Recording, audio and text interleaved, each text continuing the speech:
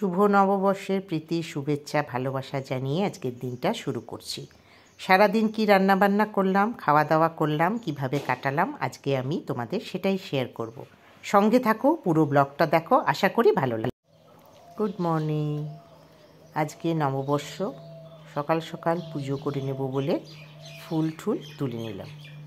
চাটা ভিজিয়ে এসছি, এবার চাটা খেয়ে আজকে অত জলখাবারের ঝামেলা নেই, কেননা রক্ষাকালী বাড়ির পুজো হয়েছে, ঘরবাড়ি গুছিয়ে পুজোর প্রসাদ এসছে, সেটাই আজকে জলখাবার।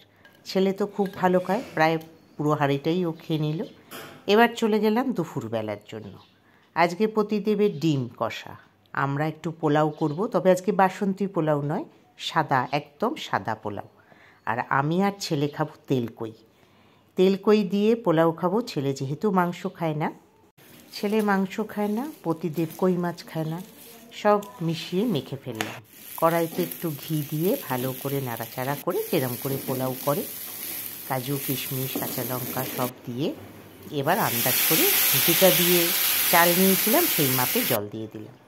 আর আজকে করব আর একটু বেগুনি। ছেলে আবার বেগুন খাবে না, তাকে দিতে হবে আলু।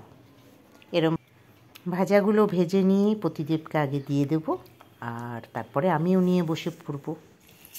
এরকম স্পেশাল দিনে সবার বাড়িতেই কিছু না কিছু স্পেশাল রান্নাবান্না হয়।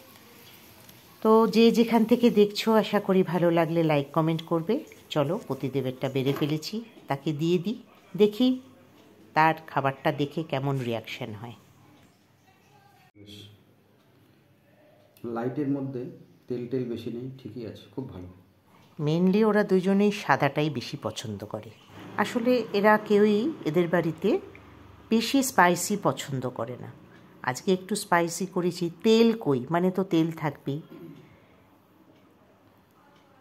দারুণ হয়েছে কিন্তু। ভিডিওটা যারা এই পর্যন্ত দেখলে লাইক কমেন্ট করো, পেজটাকে ফলো করো, আর ইউটিউবে সাবস্ক্রাইব।